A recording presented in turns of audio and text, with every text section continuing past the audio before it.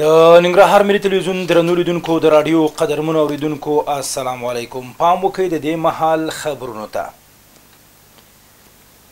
افغان کرکټ ملي لوبډلې د اتو غوره لوبډلو دویم پړاو کې بنګلادیش ته په ماتې ورکولو سره نیمه پای لوبې ته لار وموندله.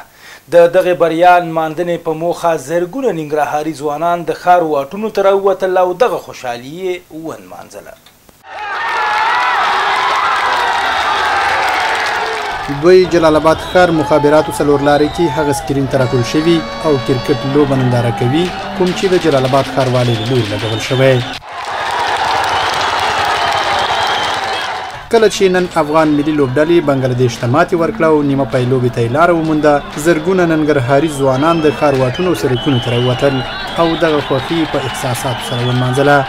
نوم مې ډاکټر رفیع الله شینواری دی. دغه نننۍ لوبه چې دا ډېر خوشحاله او ډېر د افتخار دی موږ تاسو ټولو افغانانو لپاره چې موږ ټیم په دغسې موقعیت کې قرار لري لکه دغه.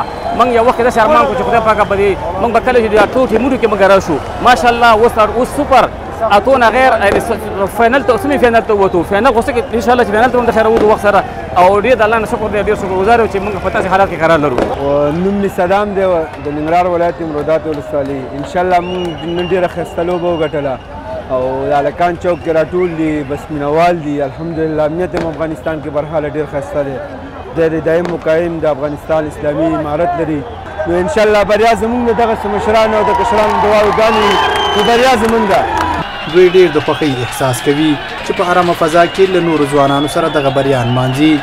زما نوم انورشاه کشمیري د نورستان ولایت څخه اوسېدونکی یم. په خدای دومره د خوشحالۍ احساس کوم چې هر دقیقه په دقیقه به چې دی بس ما د الله تعالی نه سوال کوم چې یا الله پاکه دا لوبه چې دی زموږ طرف ته کې زموږ طرف ته خو الحمدلله الله تعالی چې د خوار او د غریب او د ځورېدلې ولس هغه دعا هم قبوله کړه.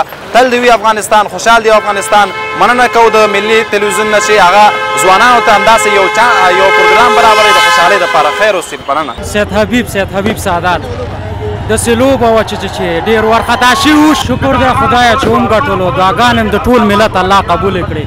افغان ملي لوبډلې چې شل اورونو کې بنګلادیش ته 114 منډې هدف ورکړی و، سیاله لوبډله دې ته پرېنښوده چې دغه هدف پوره کړي. نیمه پای لوبې ته هند، جنوبي افریقا، انګلینډ او افغانستان لاره پیدا کړې چې په یاد پړاو کې به هند له انګلینډ او افغانستان له جنوبي افریقا سره فاینل ته د تلو په موخه لوبې وکړي.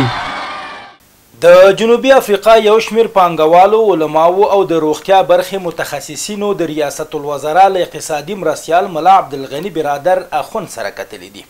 باختر اجانس د ریاست الوزرا د اقتصادي معاونیت د مطبوعاتي دفتر د معلوماتو له مخې په دې کتنه کې د جنوبي افریقا پانګوالو په افغانستان کې د پانګونې په برخه کې له رامنځته شوو فرصتونو څخه په استفادې د کانونو په سکتور کې پانګونې ته لیوالتیا ښودلې او زیاته کړې ده چې دوی به د پرمختللې ټکنالوژۍ پر مرسته کانونه استخراج او پروسس کړي. په افغانستان کې د روغتیا سکتور د ملاتړ په موخه د یو معیاري او سمبال روغتون جوړیږي چې افغانانو ته به په ښه ډول روغتیایي خدمتونه وړاندې شي. د ریاست الوزرا اقتصادي مرستیال هم د جنوبي افریقا پانګوالو، علماو او د روغتیا برخې متخصصینو ته د هر ډول همکارۍ او ملاتړ ډاډ ورکړی او ویلي دي چې اوس مهال په افغانستان کې د پانګونې لپاره تر هر وخت ښه زمینه برابره شوې ده. او تیره ورځ د تورخم له لارې 26 د قندهار د سپین بولدک له لارې 9 د نیمروز د وریښمو پله له لارې 15 او د هرات د اسلام کلا له لارې 154 کورنۍ هېواد ته راستنې شوي دي چې دغه راز 411 راستنو شوو ته وړیا سیم کارټونه ویشل شوي او 14 کورنۍ خپلو سیمو ته لیږدول شوي دي او سلګونه کورنۍ ته مرستې ویشل شوي. د فاریاب ځایي مسؤلین وایي چې د یاد ولایت په اندخوی ولسوالۍ کې د 10 میلیون افغانیو په لګښت د یو جومات د بنسټ ډبره کېښودل شوه. د باختر خبر اژانس د خبر له مخې یا جومات د اندخوی ولسوالۍ په ادیویا کلي کې د 10 میلیون افغانیو په لګښت په 2 پوړونو کې جوړیږي چې نن یې د سیمه ییزو مسؤلینو په شتون کې د بنسټ ډبره کېښودل شوه. او د فراه ځایي مسؤلین په یاد ولایت کې د سړک جوړونې او قانونو په برخو کې د ایراني پانګوالو د پانګونې خبر ورکړی. د یو شمېر ایراني شرکتونو مسؤلینو د فراه له مرستیال والي مولوي عبدالکریم جهادیار او د ټولګټو چارو له رئیس مولوي عبدالمالک معتصم سره په کتنه کې د سړک جوړولو او قانونو په برخه کې د پانګونې غوښتنه کړې. د فاریاب کرنې اوبو لګولو او مالدارۍ ریاست مسؤلین په یاد ولایت کې د پستې په حاصلاتو کې د 15% ډیروالي خبر ورکوي.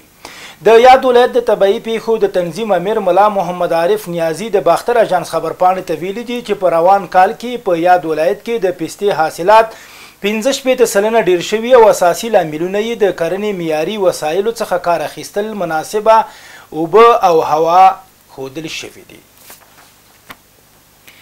او د کورنۍ چارو وزارت د ګرځنده ټلیفونونو د خوندیتوب او غلا کېدو د مخنیوي په موخه د پرمختللي سیستم د رامنځته کولو خبر ورکړی.